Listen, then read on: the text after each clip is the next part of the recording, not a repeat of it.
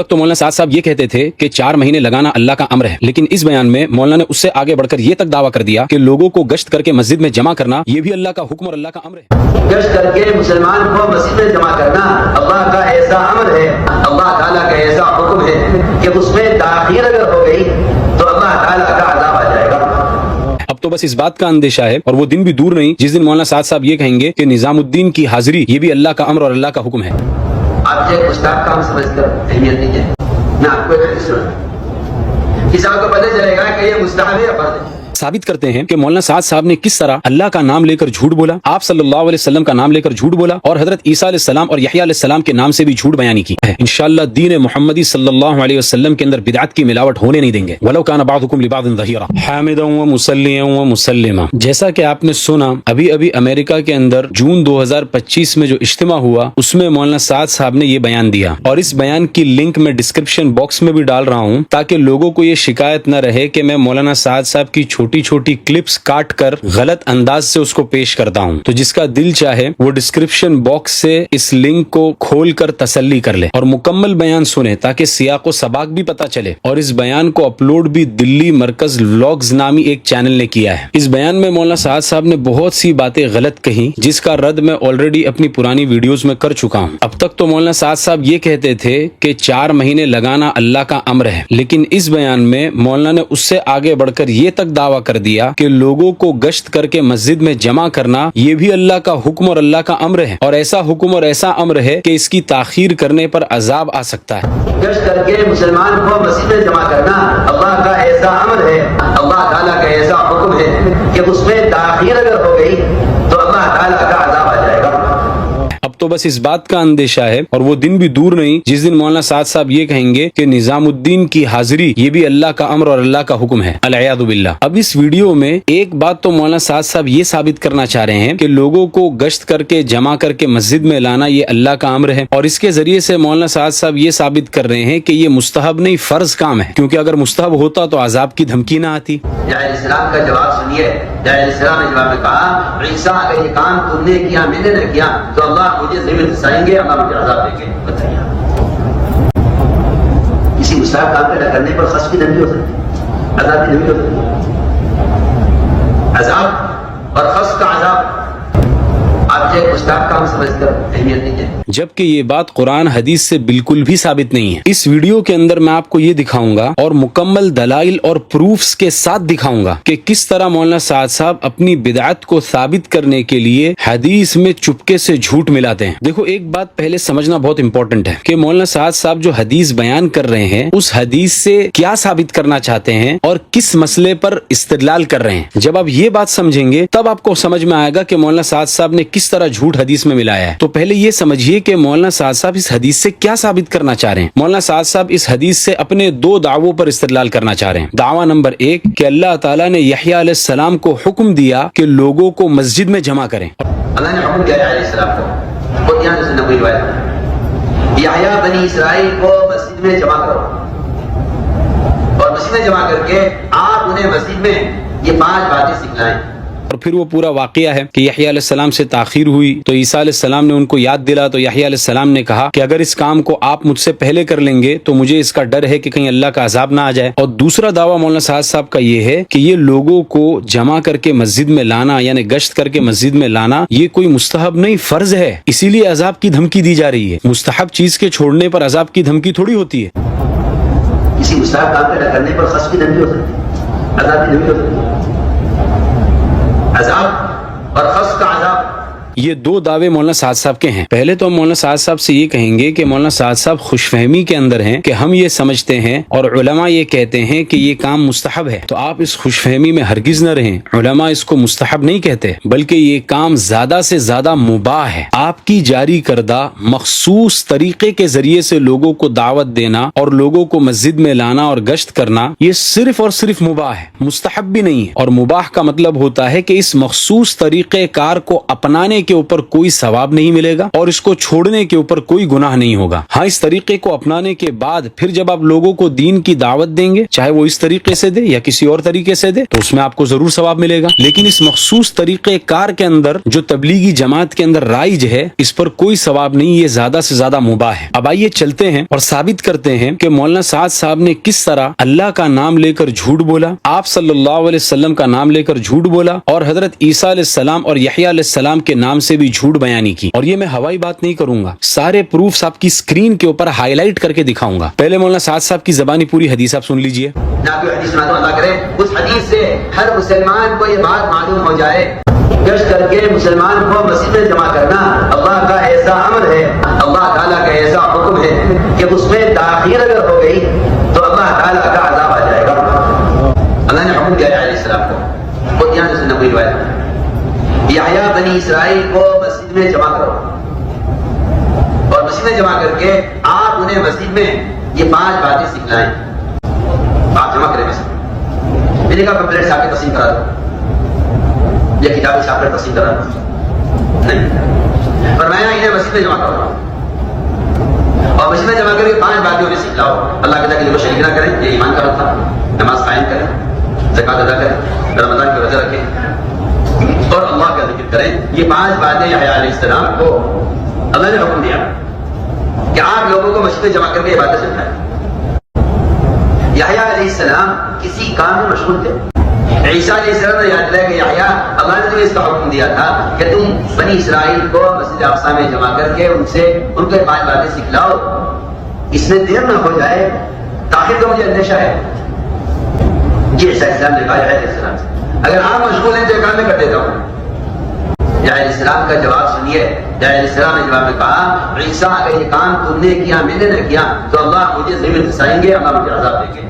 इसमें मौलाना साद साहब ये कह रहे हैं कि अल्लाह ताला ने यहया अलैहिस्सलाम को हुक्म दिया कि लोगों को मस्जिद में जमा करें और मस्जिद में जमा करके उनको ये 5 बातें सिखलाएं। अब आइए हदीस देखिए। इस रिवायत को शेखुल इस्लाम अबू बकर मोहम्मद बिन इसहाक इब्न खुज़ैमा निशापुरी रहमतुल्लाह अलैह, जिनकी वफात 311 हिजरी में हुई, उन्होंने अपनी मशहूर किताब सही इब्न खुज़ैमा में इसको नकल किया है। सहाबी का नाम है हारिस अशअरी रज़ियल्लाहु ताला अन्हु, जिनकी कुनियत अबू मालिक है। इस वजह से बाज चेन्स ऑफ ट्रांसमिशन के अंदर आपको अबू मालिक नाम दिखेगा और कहीं पर आपको हारिस अशअरी नाम दिखेगा। ये दोनों एक ही सहाबी हैं। अभी आप स्क्रीन पर देखिए, मैंने येलो कलर से इसको हाईलाइट किया है। इसमें हज़रत अबू मालिक अशअरी रज़ियल्लाहु अन्हु फरमा रहे हैं कि आप सल्लल्लाहु अलैहि वसल्लम ने इरशाद फरमाया कि अल्लाह ताला ने हज़रत यहया अलैहिस्सलाम को 5 बातों का हुक्म किया कि वो खुद भी उस पर अमल करें और बनी इसराइल को भी हुक्म दें कि वो भी उस पर अमल करें। ये जो येलो मार्कर से मैंने हाईलाइट किया है, वीडियो पॉज करके देखिए और किसी आलिम को दिखाकर आप खुद पूछ लीजिए कि मैं आपको धोखा तो नहीं दे रहा, मैं आपको गलत तर्जमा तो नहीं बता रहा। इस हदीस में ये है ही नहीं कि अल्लाह ताला ने हजरत यहया अलैहिस्सलाम को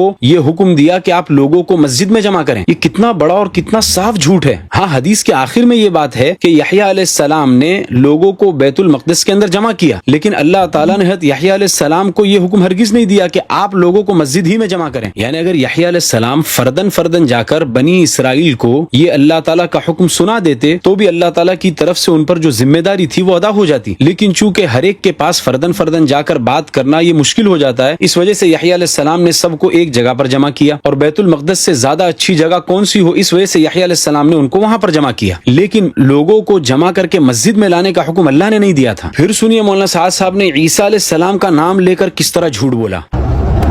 ईसा अलैहिस्सलाम ने याद दिलाया कि यहया, अल्लाह ने तुम्हें इसका हुक्म दिया था कि तुम बनी इसराइल को मस्जिद अक़सा में जमा करके उनसे उनके 5 बातें सिखलाओ, इसमें देर न हो जाए, ताखिर का मुझे अंदेशा है।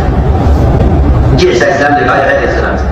हालांकि आप हदीस के अंदर देखिए कि ईसा अलैहिस्सलाम ने भी वही कलिमात दोहराए जो ऊपर मैंने येलो मार्कर से हाईलाइट किए हैं। हज़रत ईसा अलैहिस्सलाम ने भी यहया अलैहिस्सलाम को ये नहीं कहा कि अल्लाह ताला ने आपको ये हुक्म दिया है कि आप लोगों को मस्जिद में जमा करें। और यहया अलैहिस्सलाम ने जो ये अंदेशा जाहिर किया था कि कहीं अल्लाह का अजाब ना आ जाए, वो इस वजह से नहीं था कि गश्त करके लोगों को मस्जिद में जमा करने के अंदर ताखीर हो गई, इस वजह से कहीं अल्लाह का अजाब ना आ जाए। नहीं, वो इस वजह से था कि अल्लाह ताला ने जिन 5 अहकामात पहुंचाने का यहया अलैहिस्सलाम السلام کو حکم دیا تھا ان احکامات کو پہنچانے میں تاخیر ہوئی تھی، یہ نہیں کہ لوگوں کو مسجد میں جمع کرنے میں تاخیر ہوئی تھی۔ اور مولانا سعد صاحب کو سنیے کہ وہ اس حدیث کو لوگوں کو گشت کر کے مسجد میں لانے سے جوڑ رہے ہیں، اور پھر یہ بھی کہہ رہے ہیں اور پھر یہ بھی پوچھ رہے ہیں کہ بتاؤ مستحب کے چھوڑنے پر عذاب کی دھمکی ہوتی ہے؟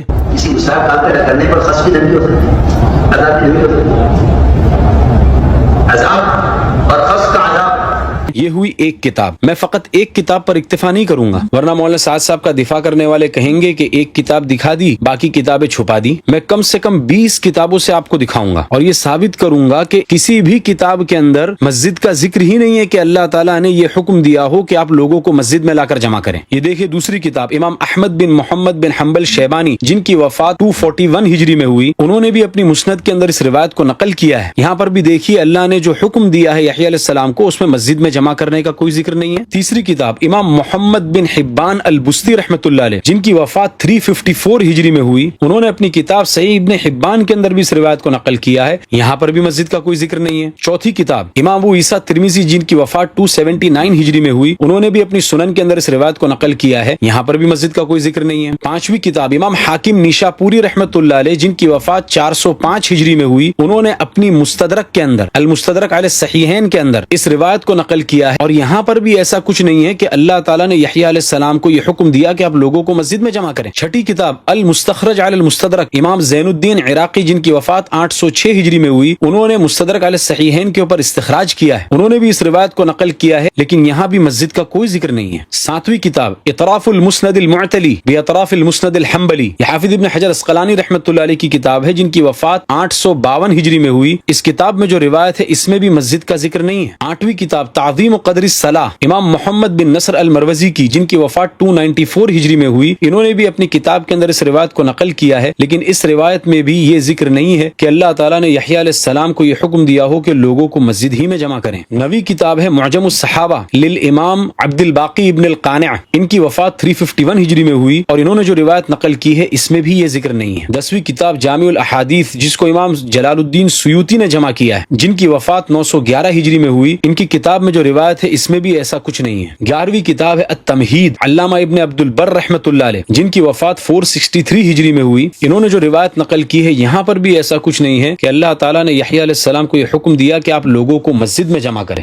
12ویں کتاب المعجم الکبیر للطبرانی امام سلیمان بن احمد طبرانی جن کی وفات 360 ہجری میں ہوئی، ان کی کتاب میں بھی اس طرح کوئی ذکر نہیں ہے۔ 13ویں کتاب مسند ابو یعلا الموصلی امام ابو یعلا جن کی وفات 307 ہجری میں ہوئی، ان کی مسند کے اندر بھی یہ روایت موجود ہے، لیکن اس میں بھی مولانا سعد صاحب والی بات نہیں ہے۔ 14ویں نمبر کی کتاب تاریخ دمشق ابو القاسم امام ابن عساکر رحمۃ اللہ علیہ جن کی وفات 571 ہجری میں ہوئی، انہوں نے بھی اس روایت کو اپنی کتاب کے اندر نقل کیا، لیکن یہاں پر بھی ایسا کچھ نہیں ہے۔ 15ویں نمبر کی کتاب فتح الباری علامہ ابن رجب حنبلی رحمۃ اللہ علیہ جن کی وفات 795 ہجری میں ہوئی، ان کی کتاب کے اندر بھی مولانا سعد صاحب والی بات نہیں ہے۔ نمبر 16 شرح السنہ امام ابو محمد فرہ بغوی رحمۃ اللہ علیہ جن کی وفات 516 ہجری میں ہوئی، انہوں نے بھی اس روایت کو اپنی کتاب کے اندر نقل کیا ہے، لیکن یہاں بھی ایسی کوئی بات نہیں ہے کہ اللہ تعالیٰ نے یحییٰ علیہ السلام کو یہ حکم دیا کہ لوگوں کو مسجد میں جمع کرو، اور یحییٰ علیہ السلام سے تاخیر ہونے کی وجہ سے یحییٰ علیہ السلام عیسیٰ علیہ السلام سے یہ کہہ رہے ہوں کہ اگر میں نے لوگوں کو مسجد میں جمع کرنے سے تاخیر کر دی تو مجھے ڈر ہے کہ اللہ کا عذاب آ جائے۔ نمبر 17 ابن سعد کی الطبقات الکبریٰ، یہاں پر بھی یہ روایت موجود ہے لیکن یہاں پر بھی اس کا کوئی تذکرہ نہیں۔ نمبر 18 البدایہ والنہایہ، یہ حافظ عماد الدین ابو الفدا ابن کثیر رحمۃ اللہ علیہ جو بہت بڑے مفسر ہے، یہ ان کی کتاب ہے، انہوں نے بھی اپنی کتاب کے اندر اس روایت کو نقل کیا ہے، لیکن یہاں پر بھی مولانا سعد صاحب نے جو جھوٹ ملایا ہے وہ اس حدیث کے اندر بھی موجود نہیں ہے۔ نمبر 19 مسند ابو داؤد الطیالسی امام ابو داؤد طیالسی کی مسند، یہاں پر بھی یہ روایت موجود ہے لیکن یہاں پر بھی اس کا کوئی تذکرہ نہیں ہے۔ اور نمبر 20 پر امام معمر بن راشد کی جامع، یہ معمر بن راشد امام زہری کے مشہور اصحاب میں تھے، ان کی جمع کردہ احادیث ہے، اس میں بھی یہ حدیث موجود ہے جامع کے اندر، لیکن یہاں پر بھی یہ بات نہیں ہے کہ اللہ تعالیٰ نے یحییٰ علیہ السلام کو یہ حکم دیا کہ بنی اسرائیل کو آپ مسجد میں جمع کریں، اور نہ یہ بات ہے کہ عیسیٰ علیہ السلام یحییٰ علیہ السلام کو کہہ رہے ہیں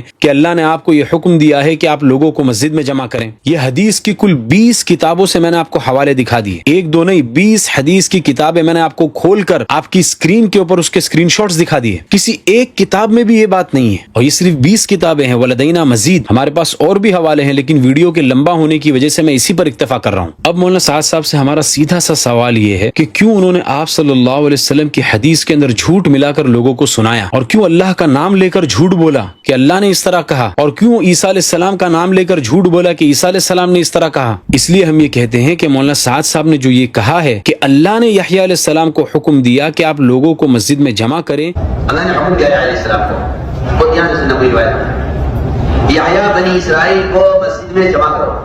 یہ مولانا سعد صاحب نے اللہ کے نام پر جھوٹ بولا ہے۔ اللہ نے ہرگز یہ حکم نہیں دیا یحییٰ علیہ السلام کو کہ آپ بنی اسرائیل کو مسجد میں جمع کریں۔ پھر آپ صلی اللہ علیہ وسلم کی حدیث میں جھوٹ بولنے کا گناہ کتنا خطرناک ہے۔ حضرت عیسیٰ علیہ السلام کا نام لے کر بھی جھوٹ بولا، تو مولانا سعد صاحب نے اللہ کا نام لے کر اور تین نبیوں کا نام لے کر جھوٹ بولا، جس میں خود سید الانبیاء حضرت محمد صلی اللہ علیہ وسلم بھی تھے۔ لیکن میں یہ چاہتا ہوں کہ آپ اس جھوٹ پر اٹک نہ جائیں، بلکہ اس سے آگے بڑھ کر میں آپ کو اس طرف متوجہ کرنا چاہتا ہوں کہ مولانا نے یہ جھوٹ کیوں بولا اور وہ وجہ کیا ہے جس کی وجہ سے مولانا سعد صاحب نے اللہ تعالیٰ اور 3 نبیوں کا نام لے کر جھوٹ بولا۔ The reason behind that monstrous lie، اور وہ وجہ یہ ہے کہ مولانا سعد صاحب اپنے جاری کیے ہوئے ایک مخصوص طریقے کو، ایک خاص ترتیب کو، مولانا الیاس صاحب رحمۃ اللہ علیہ کی ایک مخصوص جو ترتیب رائج ہے، اس کو مولانا سعد صاحب دین محمدی بنا دینا چاہتے ہیں۔ اپنی محدث اور نئی ایجاد کی ہوئی ترتیب کو دین اسلام کے ساتھ ملا دینا چاہتے ہیں، دین اسلام کا حصہ بنا دینا چاہتے ہیں۔ اسی کو تو بدعت کہتے ہیں۔ اور بدعت کیا ہوتی ہے؟ لیکن اللہ کی قسم، جب تک علماء دیوبند زندہ ہیں تب تک آپ اپنی ان بدعتوں کے اندر ہرگز کامیاب نہیں ہو سکتے۔ ایک جھوٹ کو ہم کھول کر بیان کریں گے انشاءاللہ۔ آپ لگاتے رہیے ہم پر الزام کہ ہم حسد کر رہے ہیں اور ہم پیسہ کمانے کے لیے ویڈیو بنا رہے ہیں۔ جتنے الزام لگانا ہو لگا دیجئے، جتنی گالیاں دینا ہو دے دیجئے، جتنی ملامت کرنا ہو کیجئے، لیکن جب تک ہم زندہ ہیں انشاءاللہ دین محمدی صلی اللہ علیہ وسلم کے اندر بدعت کی ملاوٹ ہونے نہیں دیں گے۔ وَلَوْ كَانَ بَعْضُكُمْ لِبَعْضٍ ظَهِيرًا۔ پھر اس کے اوپر آپ یہ کہتے ہیں کہ میں آپ سے خفا ہوں، آپ میری بات کیوں نہیں سمجھتے ہو؟